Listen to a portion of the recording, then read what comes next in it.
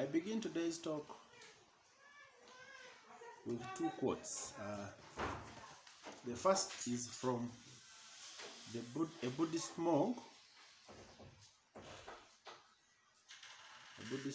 who says, if you want to be really happy, you've got to learn to be thankful.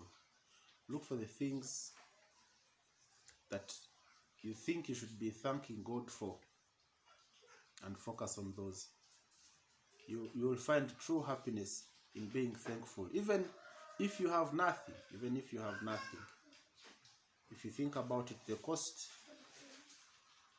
of maintaining someone's life on oxygen is $200, around $200, according to, I don't know, United Nations, whatever. So $200 a month for someone who is in hospital, and the only thing he's getting from hospital is oxygen for breathing. So if we consider the number of months a 31-year-old like me has been alive, it means that person has been spending 200. If God is to give me a bill for all the oxygen I've consumed, he will be giving me a bill of $200 per month. I don't know. My family would have to sell all their property, perhaps, to pay back the bill for the oxygen I've been consuming all my life. So when you think about it, it's better to be thankful just for something as simple as breath than to be whining about not having a car, not having a wife, not having a job. The fact that you are alive means that perhaps there are better things for you. So the first quote there goes, if you want to be really happy, be thankful.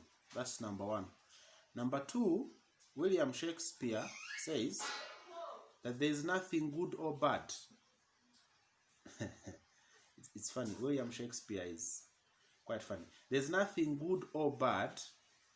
It's the thinking that makes it so.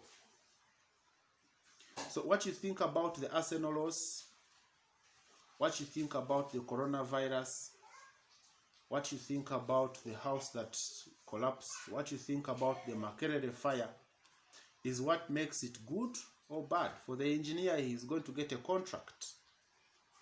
Engineers are going to get huge contracts rebuilding that Makerere tower. Is it bad that the tower burnt in the eyes of the engineer? You see? Think about it. It's not bad. It could be good for business. How much money? They are saying it's going to take 2 billion. Some people are going to earn 100 million from reconstructing that tower. There's one person who is going to earn 200 million, a tenth of that money. So it's not necessarily bad. It might be bad, it might be good. How you think about it is what makes it what it is. So those two quotes, I think, will get us in line with what I've come to talk about. 2020. It's been a hell of a year, hasn't it? How do we get through 2020? How do we get to the end of 2020? It's a challenge. It's a huge challenge. 2020 has been a monster to many. There has not been a year like 2020. Even to the 80-year-olds, they have not remembered a year like 2020. There's no money, there's no food, there's no work. People are seated at home. People are dying. I'm reading newspapers. Teachers are setting themselves on fire. By the time you buy petrol, you pour it all over your body, you light a matchstick. That's the highest level of brokenness. You have been broken to the end. And what's breaking you? You are being broken by family, you are being broken by society, you are being broken by brokenness. What do we do?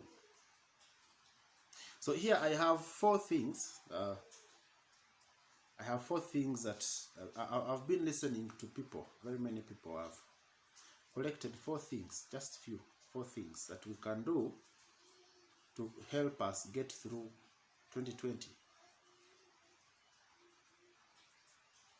Number 1, control the intake of your brain. Take control of what you listen to. At the beginning of the lockdown, a certain professor at Makerere University, I think he's called Muhumuza, appeared on very many media houses as early as March 20th, March 22nd.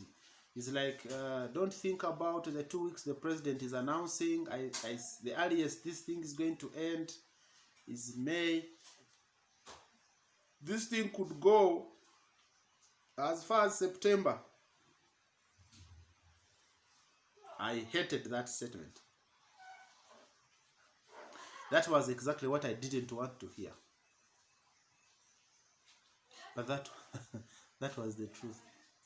You see, that I didn't want to hear the truth. So people came up. Schools are going to collapse. Hospitals are going to collapse. Businesses are going to collapse. The business, you cannot lock down the country. What is going to happen? Whatever they were saying had a great impact on people's lives. Some people have their lives on the edge. So whatever is on the news and is not bringing hope, it is exactly that information that is causing the disasters that we are seeing. People commit suicide mainly because they have lost hope. And the last thing we must lose is hope. So to keep our hope, to keep ourselves alive, thinking and strong and moving from step 1 to step B, I think it is very important that we stop listening to what we are listening to. If you find something that lowers your hope, reduces your pride, I think you should stop listening to that. I think we should be hopeful, even if there seems to be no plan. You don't have to have a plan. The only plan you need to have is hope. As you can see, I'm seated between Jesus and Mother Mary and Uncle Joseph. So I've been thinking about this article for around 1 week. I've been making some summaries. And I thought, where will I record it from? And then I remembered I know a place where there is Jesus and Joseph. I'll put my head between those two. So if I talk about hope and you are not understanding my point, look at the background. Look at the background of this picture. Look at me. Look at where I have placed my head between Jesus and Joseph. Have hope. If you can't find, look to Jesus. Otherwise, we need to control what we take in. It's that garbage that's killing us. When Agatari Konfufu came, it was highly graphic. I hated it. I lost appetite in watching news. The articles that were being put on the news are even more dangerous than the news that they were telling us. So people developed the feeling that it is okay to die like that. The way they were projecting those videos, people thought it was okay to die like that. Can you imagine? So, control your brain. Don't allow this garbage to enter your brain. Don't allow anger to enter your brain. Switch off the TV. Watch specific programs. If there's a program about how you can rear chicken in the compound, watch that. Okay? How you can grow fruits in your compound, from your home, a very small home. How you can grow fruits, how you can grow plants inside your house. Watch those things. you know. Number 2, do something that is going to work. Look for something that you can do.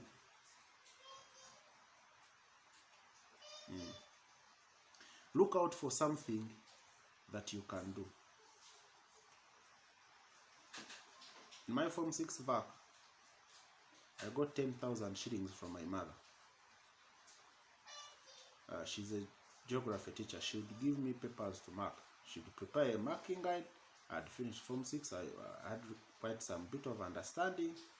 So she would mark the maps, and then she says, these questions like, give 10 rules, account for the development of town B. And then she gives me town B is well located. So the 10,000, I started moving around the whole village, buying clusters of yellow bananas. This one, the one you call ndizi, kabaragara. So I would collect, bring home. When it ripens, I put back in a box. I get a friend who had a bicycle, and we ride to town, and we sell and come back.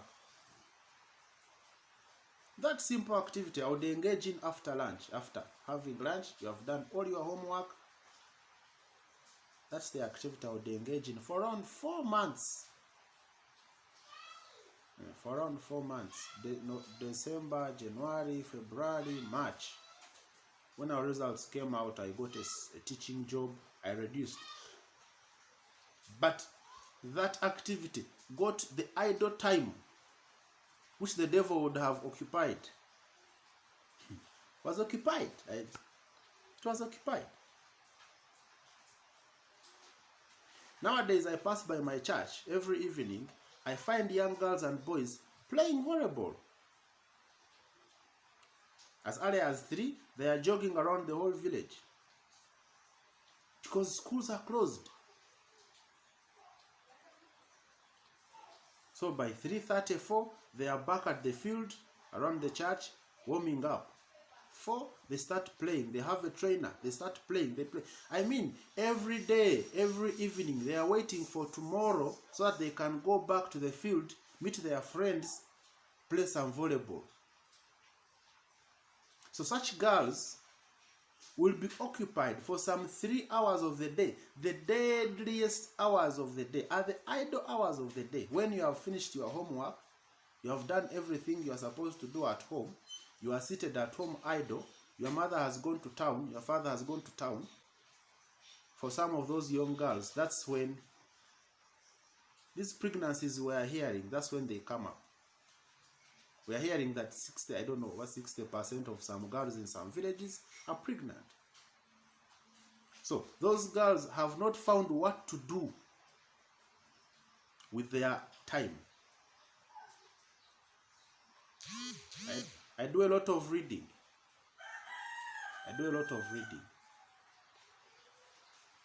So that reading takes most of my time. I read all kinds of things. I read about the church, I read about the Antichrist, I read about physics, I read about mathematics, I read about politics, I read about, if you go and check Tugume Bargar on Facebook, you see that I post virtually anything. So it keeps me busy. I may not get time to go for a meeting just because I've opened a nice book. So, number 3, when all's done, all hope is lost, you're doing something you feel is the shittiest thing you have ever done in your life, don't give up on yourself. Keep your head up. You see, you have to realize that there is a reason you were created. And there is a special set of skills that you were given. A special set of skills that are unique to only you. The problem is that you have not discovered them. Most of us haven't discovered those skills. Maybe the lockdown has come for us to discover them, but somehow we have not discovered them yet. But if we sit down and think about it, we might find within ourselves which special skills do we have that others might not have. So you are made of greatness. You are a winner by birth. You were born a winner. The fact that you were born means you are a winner. You just don't know yet. So find ways of keeping your head up. Those people who are shutting you down, telling you how you are hopeless, how you are useless. I have a friend who told me on Wednesday that when they open schools and they ask for maybe 2 mathematics teachers out of the 6 that were at school, and they don't include me on the list, as like Tuguma, if they don't include you on that list, won't you commit suicide?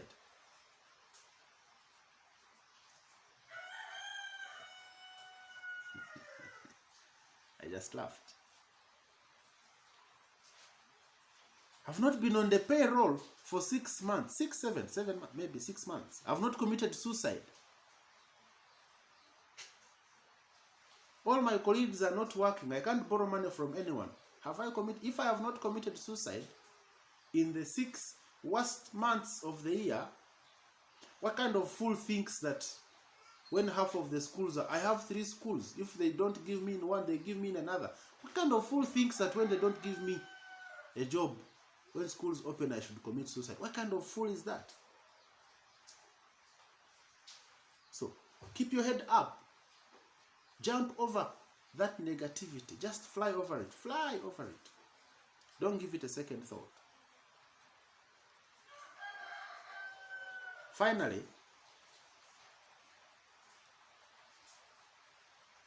expect the least. Nobody is going to help you. The person you lend that money to, my friend, the person you lend that money to is not going to pay you back. They are not going to pay you back. Oh, how could they not pay me? They are not going to pay you back. Simple. So, don't lend them the money if you have it. If you have lent them the money, the good thing you had the money to lend them. Use the same methods you used to get that money. Get more money. I always tell my friend, I have a good friend called, let me not mention his name.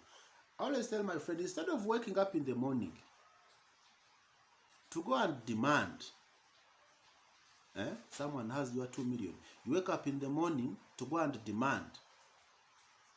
I would prefer you wake up in the morning to go and make new friends. The new friends you're making are giving you hope for the future. Someone can give you 5 million. A new friend you make today can give you 5 million in a month's time. Instead of focusing on the 2 million that you gave that person 2 years ago. So what should I wake up in the morning to do?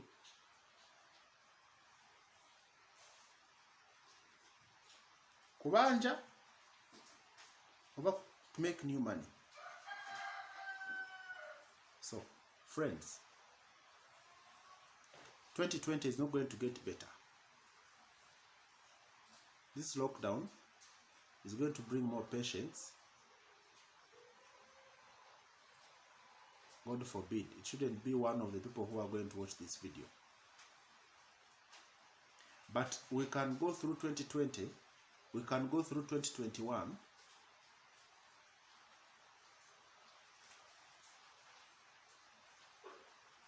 if we keep our heads up, if we expect the least from the people we think are supposed to come and help us.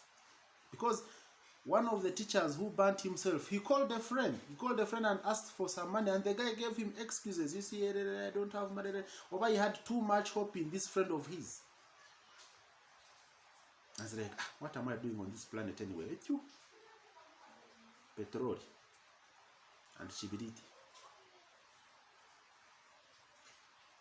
Let's have hope in ourselves. Let's know that we are the ones going to get ourselves out of the ditch we have fallen into. You see? Let's find something to do. I have a teacher friend who is selling clothes. He goes to Chikubo, I don't know where they go, Chikubo, and he buys clothes. This is second hand, the worst class.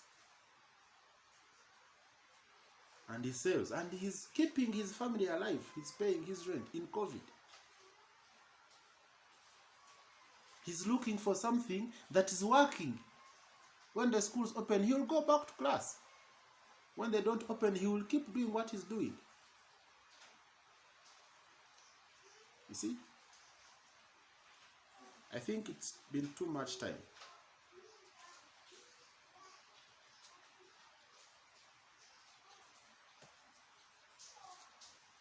Back to our quotes, and I conclude. 1, if you want to be happy, if you are looking for happiness, you want to see how to be happy, just be grateful. Look out for the things that have been good, even in this lockdown. Sit down and make a list. You will see a huge list of very nice things that have happened to you in this lockdown. And you might want to celebrate those. Don't focus on the negative. They will keep you drowning and drowning. There's nothing good or bad. It's the thinking that will make it. So if you think lockdown was too bad, it will be too bad. And every time they increase the lockdown, now if they start bringing the measures for lockdown afresh, you lose all the hope you had. If you think lockdown can have something good for you, maybe I'll come back and tell you how the lockdown has been good for me. Maybe I'll come back for that. But as for now, these 2 guys, 3 of them, Mother Mary, pray for us.